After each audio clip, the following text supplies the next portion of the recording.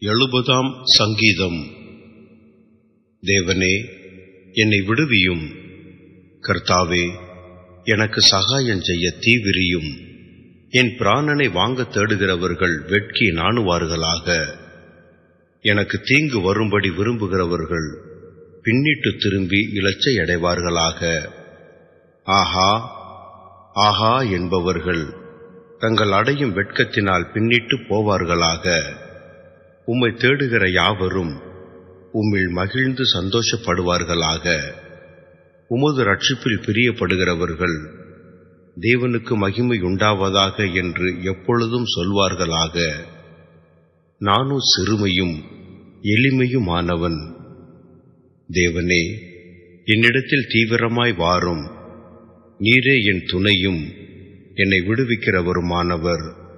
கர்த்தாவே, தாமதியாதேயும்.